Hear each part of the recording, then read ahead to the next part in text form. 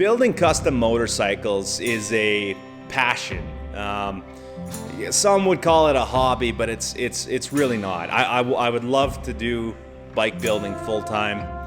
The potential's there. This is a piece of history, you know? A bike that, a 1978 Harley, Ironhead or something like that, that is an iconic bike. Like, they're not everybody's favorite, I get that, but if you can take something that's rusty and unrefined and unpolished and turn it to something that is beautiful and it has a function.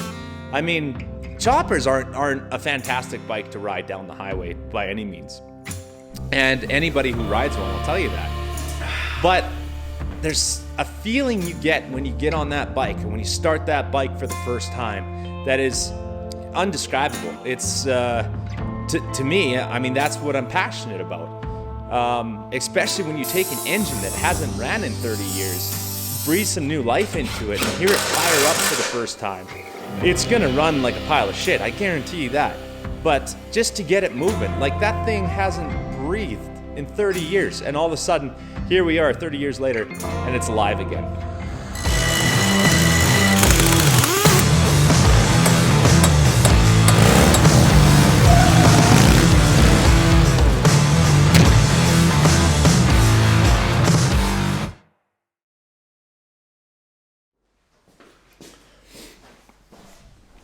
Oh, hey, didn't see you there. How's it going?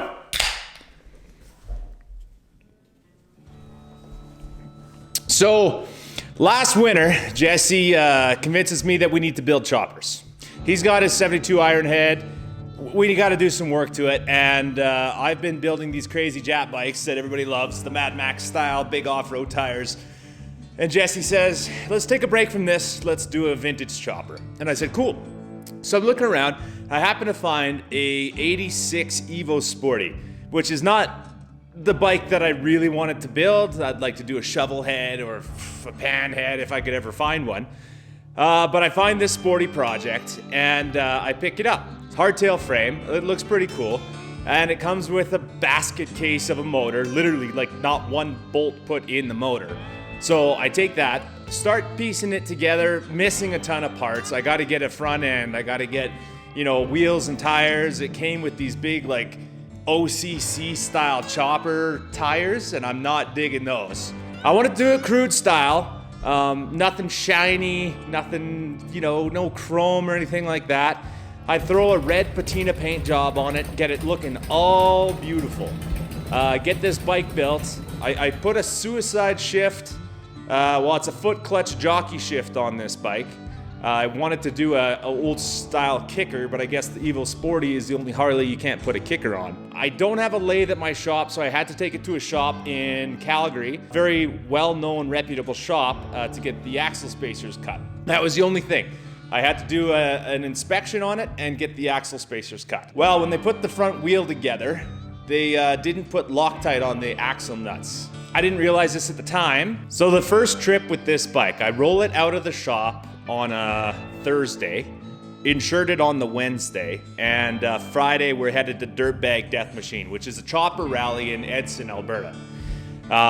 Perfect opportunity to get it. We get there, there's a bunch of choppers, bunch of cool people out there. One of the best rallies I've been to in Alberta. Party there for the night, and the next morning, I wake up in my tent and it's 12 o'clock and I start hearing these bikes start. I'm like, I'm gonna miss the ride. So hungover as shit, I get out of my tent, I go make some coffee, don't even have time for a sip. Everybody's rolling out, so I jump on my bike, fire it up, and down the road we go. So far, the bike is running great. No issues with it running. Everything seems tight. You know, it's a blast to ride. Well, not probably 2 miles. It was 3 miles down the road. That's where everything got hairy. I felt a pop in the front end, and immediately I knew something bad was going down. Well, what had happened is the axle nut actually came off the bike and the axle started coming out of the wheel. The wheel had turned cockeyed in the forks, and then when I hit the front brake, the front wheel piled up and just forks to pavement. I went down, I slid into the ditch, Not exactly sure how I crashed or what position I was in during the crash, but I open my eyes and I'm in the ditch, and the only thing I'm thinking is not my new bike, not my new bike. The guys come, check me out, it's bleeding from a few different places, but there's no broken bones or anything like that. We throw the bike in the trailer, and I hop in the truck and I get a ride back to the rally, and the owner's wife is actually a nurse. So she patches me up, puts some dressing on, runs me a nice warm bath and stuff, and I get changed, and rocks are falling out of every crevice I have on my body. So anyways, my chopper life was a little short-lived.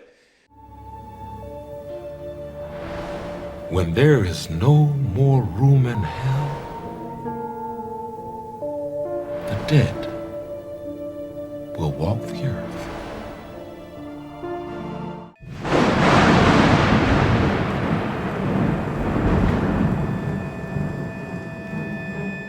So here I am. I have a pretty cool chopper that's in pieces now, and insurance wants to take it away. Now, mind you, I only had it insured for 4 days. So they give me a ridiculous payout on this bike. I take it, and then they send it to auction. And they say, you can have it back, you just gotta bid whatever the highest bid is. And I'm like, okay, well, nobody bids on it. Nobody bids on it. So I lowball the hell out of the auction house, and I get the bike, reluctantly, but I get the bike. Was all this legal? Absolutely fucking not. So here we are. I got the bike back. It's 2 months after the crash. I got to put this thing back together. I want to do it a little different this time, and not in our typical crude fashion. As you can see, it's shiny, and that's nothing I normally go for, but I wanted a vintage paint job on it. Everything else is pretty well the same. I did a lot of sanding on the motor and painting and stuff like that. So when it came to the paint, I had an idea in my head. I wanted a vintage paint job, maybe a little crackle to it, something that looked patina, but not quite as patina as the first bike was. And I relay that to my painter. That didn't pan out.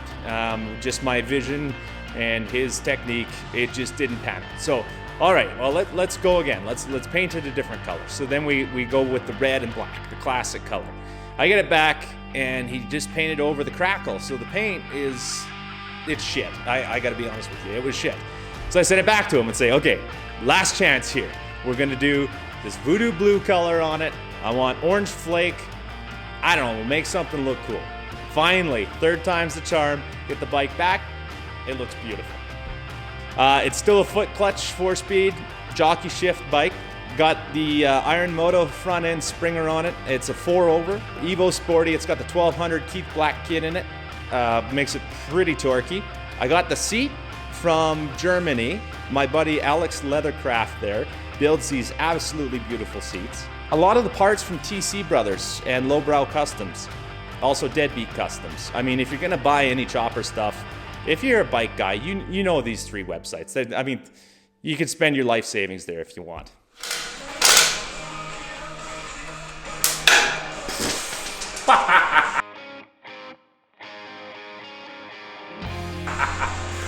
Forgot the battery's hooked up. That's live.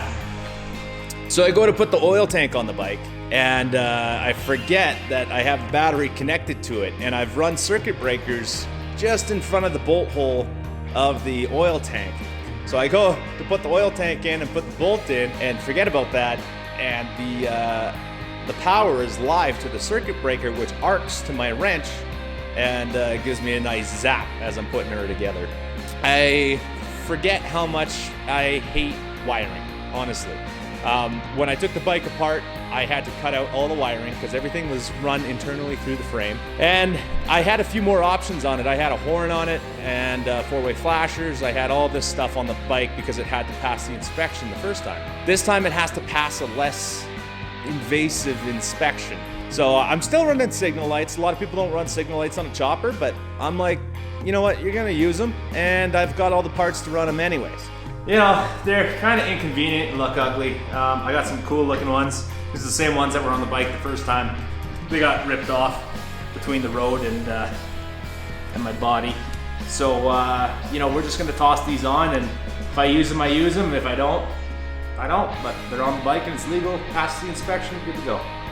Okay, from that wiring mess to a clean, somewhat bike. Shit's gonna burn down or turn off. Oh, shit! Okay, we got headlights. We have a tail light. Got a brake light. 2 brake lights. Signals. There's 1. 2. 3. 4. Woo! I know what I'm doing. Cheers.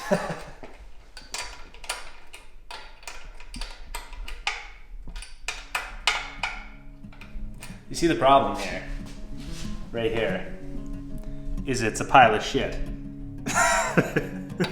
So I go to mount the rocker box cover and the gas tank. And when I had originally fitted up the gas tank, I forgot that the rocker box was so close to the gas tank. And it's not a traditional Harley style tank either. So it mounts from underneath. So I have to do this kind of wish-wash assembly of this thing. I gotta put the tank on, but only half bolted on. And then I slide the rocker box in while the gas tank is slid up the frame. I gotta slide it down the frame. At the same time, I'm putting the rocker box on and then put all the bolts together at the same time. I really hate that, and had I remembered how much I hated it the first time, I probably would have changed it before I sent it off to powder coat. But of course, I'm not gonna peel off the powder coat to start welding on the frame again. So I gotta live with it now. Should I pump it fast or pump it slow?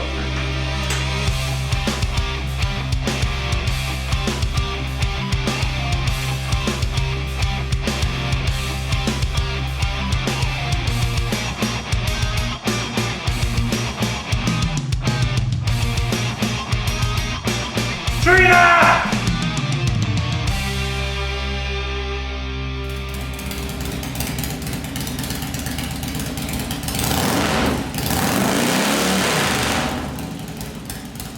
So I got into riding bikes when I was 4 years old. My dad brought home an old Z50 in the back of his truck. Jesse had a Suzuki 50. And it's always been a part of our lifestyle.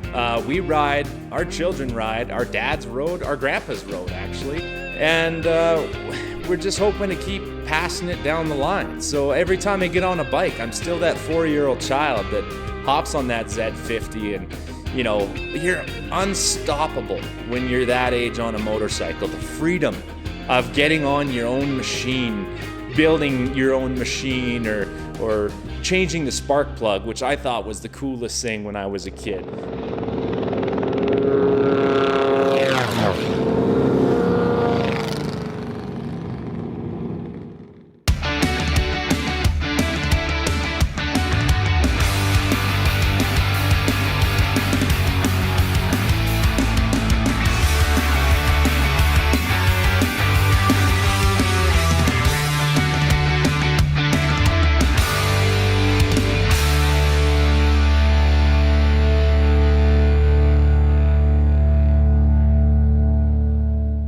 So 2 years ago when we released the pirate episode,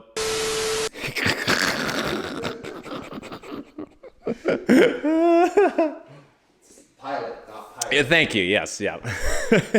2 years ago when we released the pilot episode of Crude Moto, we had a vision, and we wanted to film some local events in Alberta and starting of this motorcycle company and doing it with our best friends. Because, I mean, what's the point in doing anything if you're not doing it with people you like? We had a 6-episode season planned for last year. And of course, COVID comes in and just all the motorcycle rallies are canceled.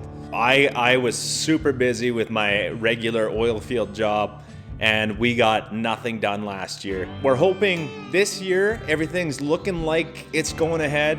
So this summer, we're hoping to hit Renegade Riot, Dirtbag Death Machine, and Wild Boys Camp Out here in Alberta. We're gonna hit these rallies on whatever bikes we have built at the time. So what's next for Crude Moto? I don't have a specific project in mind. I'm not sure exactly which direction I wanna go.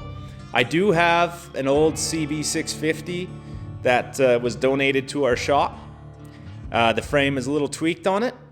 The motor hasn't ran in 30 years. So what I'm thinking about doing to it is actually throwing a axle out of ATC 200 or 250. Those would be the big red trikes in the back, and fabricating some kind of live axle on-road, off-road death machine out of this bike, and just doing something a little wild with it to see what happens. It might turn out to be a total failure. It might turn out to be pretty cool. At minimum, it's going to be a blast to ride, and we'll see what happens. But if you like our content, please like and subscribe. And if you have any suggestions for builds, or you have any suggestions for rallies or things we got to check out, please let us know. Always happy to go out and meet people and get some ideas for bikes or builds, or if you got something crazy you want us to do, give me a call and we'll get her sorted out.